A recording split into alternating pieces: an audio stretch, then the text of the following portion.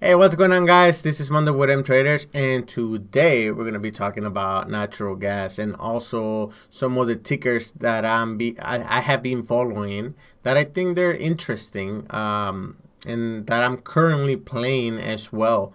So, if you guys want to watch it and see what the stickers are, make sure you guys stay tuned. See you there.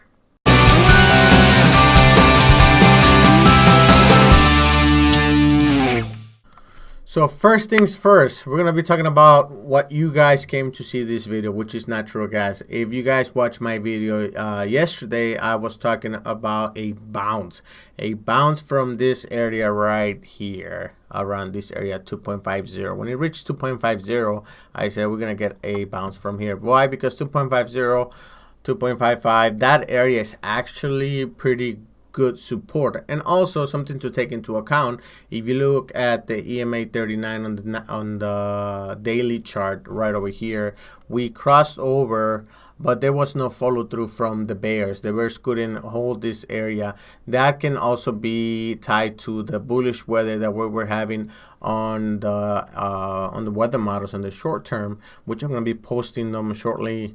Somewhere up here, let's see, finger right there, somewhere on that area. So once I post them, I'm going to be explaining them, what they are and what they mean. Okay, so that's one thing. And also, if we're looking at the weekly chart, it also rejected.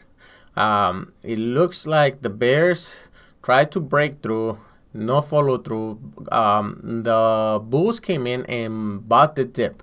Right, so now let's look at the 1 hour, because I like the 1 hour. 1 hour is actually a lot nicer for me. We got the 1 hour and the 4 hour. There you go. So why am I looking at the 1 hour? The 1 hour, remember, each specific chart or time frame gives you a story, depending if you're playing daily, by minute, by day, by week. So on the hourly chart, that's the one I like to play the most, and then actually have it split screens with a 5-minute chart whenever I'm playing, because that gives me the best entry when I'm going into my trade. So we saw that this one went right below this Fibonacci, which it was, I think, the 61% retracement. So we went below the 61% retracement, rejected one time, went up, then came back down, further down to 2.504 area. If you guys see right here, it almost looks like a double bottom, right? As soon as we touch that, this is when I bought my calls. So at the end of the trading session for natural gas, which, remember, natural gas still continues to trade overnight, but the way it is set up, Ugaz, dgaz, boil, gas L, whatever, those close after my time will be 3 p.m. Central Time. So according to this, it's still 1500. So it's not extended yet. So I bought it at around this area right over here. I bought gas L. Gas L plays both oil and gas. It had an 8% run in the morning, which was fantastic. I did cash out at the peak. Literally, basically, it was about, gas L was about 642, bought in about 601. So I bought in about 601 and saw the 642. I had a few calls on on gas L, and I sold them at the peak. So 40 some cents. It's not bad at all. About 8%, 7%. So anyways, we see a double bottom here in natural gas. It did bounce, it rejected, and it just kept climbing and climbing and climbing. Of course, it was overextended, so it had to come back down and tested this upward support line. That's how I call it. There's a specific term for this line that you guys like. Just let me know in the comments below. So otherwise, I'm going to call it the upward support. Anyways, so we see this. By the way, this support and resistance scenarios, they're actually automatically made by a script. I do not draw them unless I do them like I'm doing right now. I'm just following that trend, right? So this can signify quite a different things. You can see it as a bullish or a bearish, right? It also looks like an upside down head and shoulder. So on the 1 hour, remember I like to play the 1 hour, right? So we have like an upside down head and shoulders, came back down. So if this goes, it's gonna skyrocket, right? However, it also looks like a, cover your ears, you guys holders, a bear flag or a bearish pennant or bearish wedge, whatever you guys want to call it. So, right, it can also try to bounce from here. We have our 39 EMA on the 4 hour, right around that area. We might touch here, right, where the EMA meets, and also previous support, which now is going to become resistance at 2.606, and dropped, right? That's if we have more bearish follow through, but at this stage it looks like bears were not falling through the drop. So the dip got bought by the bulls. We did have more bullish weather, which I'm going to show shortly, and hopefully it is a continuation. Now I am out of gases, so I'm not playing any gas, I'm not playing any oil. I'm staying on the sidelines because now I'm not liking what I see. I was looking for that technical pullback. I saw that technical pullback. Weather models did support that, and also you guys gonna have the report tomorrow. So consensus is 86, a draw of 86 billion cubic feet. But our analysts say that it's going to be about a draw of negative 90 billion cubic feet. So slightly in line with consensus, but that should be a bullish surprise. So tomorrow should be a bullish surprise, but any surprise is possible. So you guys got that heads up, bullish surprise. But again, you guys also have the heads up, any surprise is possible, right? So it can go either way right now. Now, why do I say I don't want to play anything? Okay, so the weather models, they turn a little bit more bullish, right? So I'm going to show them right here. There you go, right there. Like you guys see, it is, we had a, on the first line, we had an addition of 10.35 TDDs. Right, and the differences on the ones in the bottom are differences from the previous runs, right? The day before we had an addition of 7.64, 5.5, negative 11.74, which I think that's what made it drop on TDDs. We're starting to see some bullish weather, and the last, if you guys look at the last four numbers, top right corner, 23.35, 23.74, 23.75, 25.23. That's an increase in TDDs. Now, that's bullish, which is good. If the extended weather model still confirms that we have bullish weather coming up. However, we know that on November, the 15 to 20 days, 15 to 20 days on the weather models, which should be close to the end of November, we were going to have bullish weather, which I think is what drove the price up with the beginning of the month and towards the end of the month. But also December is showing on the extended that is going to be warmer than normal. Now we need that to change to sustain that bullish momentum. If we do not sustain that bullish momentum, we are going to drop. So we have the extended that is seeing some bearish weather, and we have the short term that is currently saying we have bullish weather.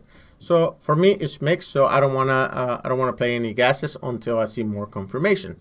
But that's why I'm sharing it. And then the next one that I'm showing you, this is the GFS ensemble weather model, which also should be right here. What it has, if you guys look at the top left corner, those are the type of runs. You got the 30-year average, which is in the kind of red dotted line, and you have also the black line, which is the latest run of the weather model. it is showing compared to the 12Z, 06Z, and the 00 or 0-100 hours weather models, that it actually showing more TDDs. So it's adding more TDDs, which is something you gassers and natural gas bulls want to see, an increase in weather models. So we see that deviation is actually pretty good. It's going up. So that's something to take into consideration. I personally will not short it at these levels because I don't like the setup on my instance. But if you're a bull and you don't mind holding, you know, that's up to you. You pull the trigger, right? And I think that's for now the best or the stuff that I'm going to be showing you, right? But if you guys do like these videos, there's a lot more stuff. There's a lot more maps on this website, which I use, hfirweather.com, and the description below. Just click on the link. It's going to take you. It's 150 bucks. So for 150 bucks, it's not bad for an entire year. You know, I've been in companies where they were charging me about $3,000 a year. So, and I got the same thing. So yes, you know, something to take into consideration. The ACMWF. That's another weather model that we use, but it's not currently available, obviously, for obvious reasons. That one is a lot more expensive, and, you know, you need money, right? So for 150 bucks, it's not bad. Plus, you guys got me that I told you of what I see. So that should help you out quite a bit. Now, that's natural gas. So moral of the story is I'm staying on the sidelines. I'm not going to be buying any gases right now. I'm going to be waiting for the right opportunity for me to enter, maybe a double bottom. So if it reaches 2.50 again, I will get in, because now we're going to have more weather models. Tomorrow we have another extended weather models, which I'm very excited to see. So hopefully we do see that. I may play the report because I know it's going to be bullish, but that's going to be an in and out. So by the way, I'm playing the bullish, so it goes the opposite way. I don't mind holding, but most likely it's gonna go up, and then, in my opinion, it's gonna be coming down pretty fast, or maybe not too fast. But anyways, I think the bears are going to want to get a piece of that meat, if you guys understand. So that's natural gas. Now, what other stuff am I seeing? Well, I've been playing HYG. And the reason I've been playing HYG, let's look at it. You're like, oh, it doesn't have a lot of price movement. Well, that's great because the freaking options are so cheap. Like, I kid you not, they're extremely cheap right now. You guys see this? Boom, boom, boom, boom, boom. I'm just going to make it like this. Then we have another, I think another uptrend, which I think we have two supports, this one and this one. It seems every time it goes to here and then it goes here. It goes down here and then goes here. It goes down here and then goes down here, right? But anyways, the reason I'm in HYG, let's get a closer look. I actually got in at 86.88. So that's when I bought it, 86.88. I bought about 100 contracts. I wish that TOS also had free commissions, but they charge you 65 cents. It's not too bad. But I really wanted to buy 1,000, but that's $650, and I probably would have paid about $3,000 for the contract. So $650, that's quite a bit of money when it comes to commission. So $650, and it's a $3,000 buy. Not really. So once webull comes out with the option on their trading platform, then I'm all in. I'm gonna be trading with webull once more, because I'm just waiting for webull to have that option availability, and I'm all over for webull. I know on what's it called, Robinhood has it, but I don't like Robinhood at all whatsoever. Why? Because I lost a lot of money because the website went down right at the time when I wanted to sell, and I couldn't sell, and my options expired worthless. So it was down for about 5 hours. So that's why I don't even promote, or I don't even mention Robinhood, because it left me a bad taste on on my trades. So anyways, so once people comes, by the way, the link is down below. You get a free stock, I get a free stock, so it's all good. Nobody's telling us anything, or nobody's telling me to promote or anything like that. But I was a beta tester for a very long time, so I was able to test most of the options, and of course I was relaying that information to my guys before TOS went, you know, commission free for the stocks. So anyways, going back to this, so one thing that caught my attention in HYG, and I do want to keep it short. Unfortunately, I'm not keeping it short, but hopefully you guys see the video. One of the reasons I'm in HYG is because I have, I was looking at the trade flash. If you guys look at this, let me move myself. I'm gonna move me to this corner. If you guys look at the HYG trades, there were very unusual put activity. So today wasn't too big. There was only 5,000. This is still unusual. Buy put 5,000, 5,000. Sell as intermarket sweep 1 million shares. Sell another 1 million shares. More puts and 10,000 calls.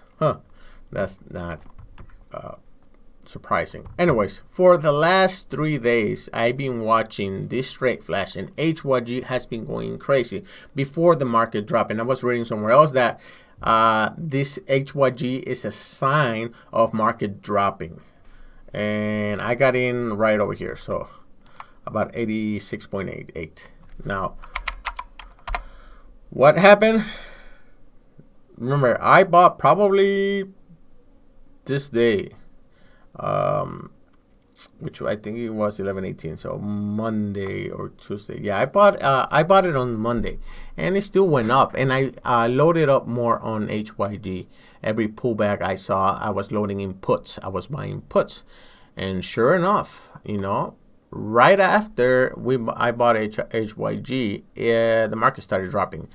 What are the similarities between them two? I have no clue. I know it's a high yield ETF, a high yield or high bond yield ETF, and that might have something to do with it. But I was reading it, not too much information, which I understand, but I'm glad I did, and I'm still holding my puts on HYG. There were several hundreds and hundreds of thousands of put buy. Some people might say, hey, it's a hedge. Not at this level. I don't think it's a hedge, right? Let's see what we got. Let's see what we got. Okay, so today was actually a slow day for them. Only 56,000 puts were bought, but there were several being bought at the time of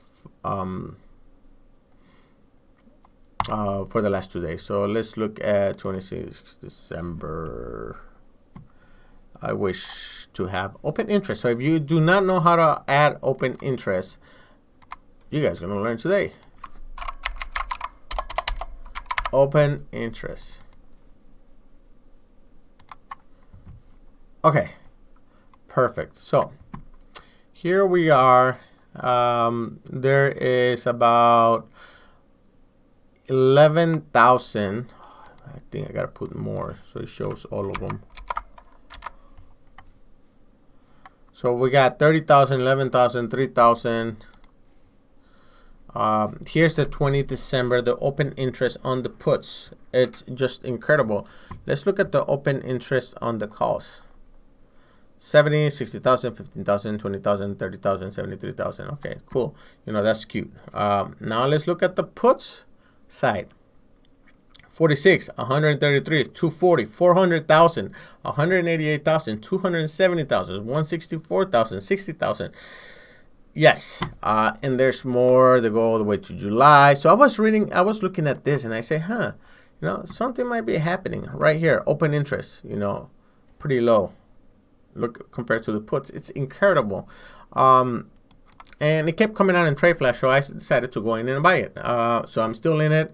I'm probably going to wait till the end of the month before I sell mine. Hopefully it drops all the way to 80, and then I'll be very happy. But I am at, I think, 84, 85.